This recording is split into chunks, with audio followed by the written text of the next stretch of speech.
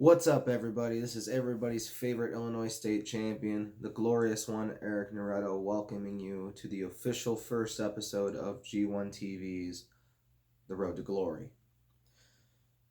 Hopefully, this YouTube channel is going to explode, and hopefully, I'm going to have a whole bunch of segments for you to watch. But there's one segment that I'm going to take in a little bit more serious attitude than the rest of them because I feel like there isn't enough of it.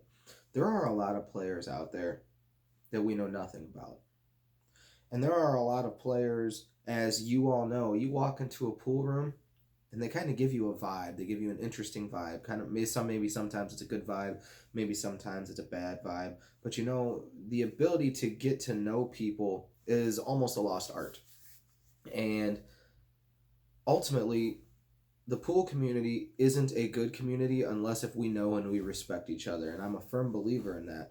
I am not a person that is a big gambler because I don't believe necessarily in fully playing for money because it creates bad relationships with people a lot of the time. Not all of the time, but a lot of the time it does. I truly feel that pool can be used in a positive light to promote as a sport and not necessarily that darker side of the arena, which I'm sure many of you will argue with me about, but I think we're all entitled to our own opinions. So, I've decided to begin to document my life over the last year or so. But before you really get to know the last year or so, I would like to give you the opportunity to tell you why the glorious one is so glorious. I'd like to document my billiards career so you can kind of see what it's about. There are a lot of people in Illinois anyway. I'm from Illinois for those of you who see this and you don't know me, okay, who know me very well and they know that I've worked very hard to build the name that I have for myself, the reputation that I have for myself, and hopefully bring to you the best in billiards and entertainment, whether or not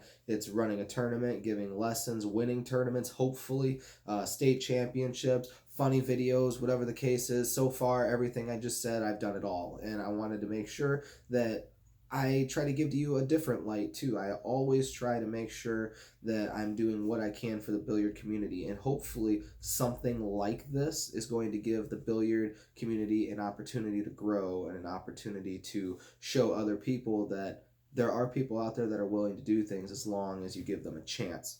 So, today, I'd like to dedicate this episode, hopefully for about the next 7 to 10 minutes or so, to a man that I hold very dear to my heart, and his name is George. We don't need to know last names necessarily. If you know me, you probably know who he is. If you don't, well, I don't want to call his family into anything like that. But here's the thing that you need to know about George. George is the reason why I am here in front of a camera. George is the reason why I even play this game. George is the reason why I started running tournaments, why I started running leagues, when I started uh, doing anything pool related. If it wasn't for George, I would not be the person that I am today. I live in Pontiac, Illinois. It's a small town. If any of you have seen the old school movie Grandview, USA, it was filmed right here in Pontiac, Illinois. It stars Patrick Swayze. It was a pretty decent movie. Jamie Lee Curtis, I believe, is in it as well, but I've only seen it a couple times. But in Pontiac's a small pool community. And the reason why I started playing pool a long time ago, where this road to glory ever started, was in a little bowling alley because I felt like something was taken from me in high school. I felt that there was some politics at play, whether it was or not. You know, that's a long time ago. It was what it is. But let's just say that I didn't have the best opportunities to me that were given to other people. So, my senior year of high school, I quit. And I decided that I was going to play a game that nobody could tell me I couldn't play and that I didn't need a coach for. I could show up, I could play forever how long I wanted. I didn't have to worry about impressing anybody. I didn't have to worry about sitting on a bench. I didn't have to worry about anybody yelling at me, telling me that I was bad. Whatever the case was, I just took this opportunity to begin my own new world. Fast forward about a month and a half through that, I realized that, ladies and gentlemen, I sucked. I was really, really bad. And I needed to get better. So as I practiced, I realized I wasn't really getting any better, and there was this older gentleman that shot in the room that I shot in. Pontiac isn't big. It doesn't have any pool rooms anymore, but it did at one point in time have a bowling alley.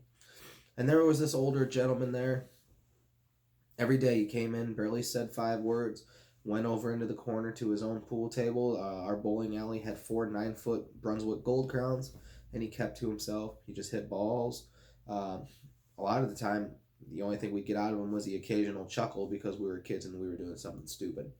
But I finally walked up to George that one day when I finally decided, I needed a coach if I wanted to get any better. I was going to need some help.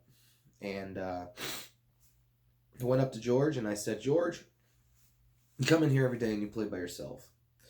And I said, I was curious if you would be willing to teach me. And he looked right at me and he goes, absolutely not.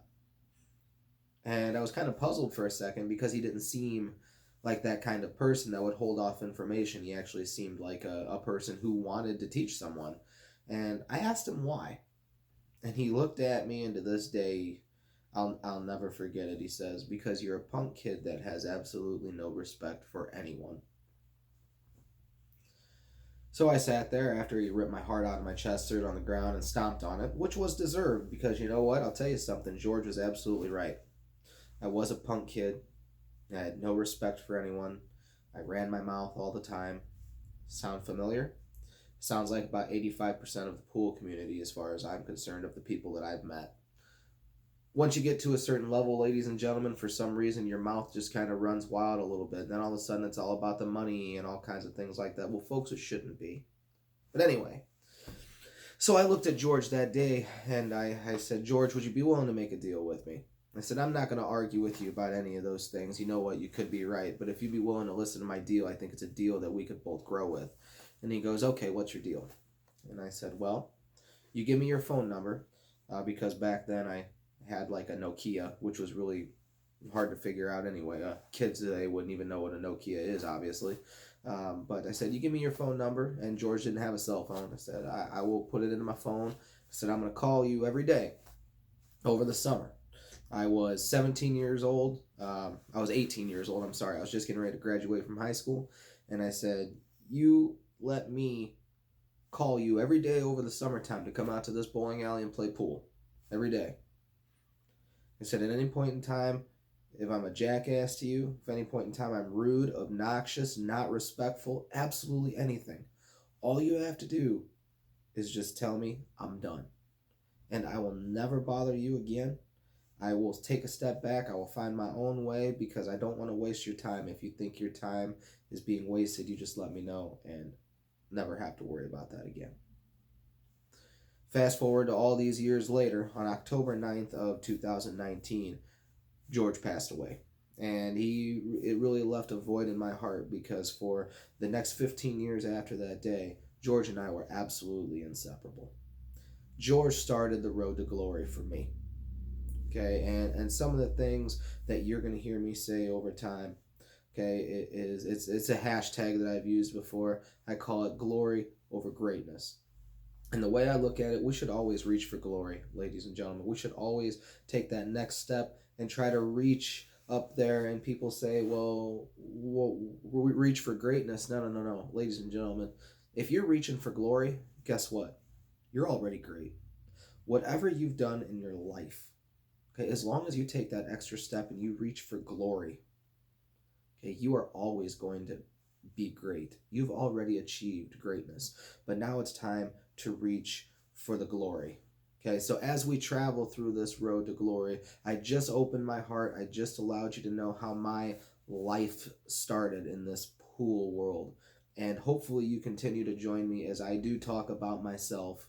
Okay, and as you get to open your eyes to what it's like to be an amateur pool player. I am not a pro by any means, but you know what? There's a part of me that kind of wants to be one.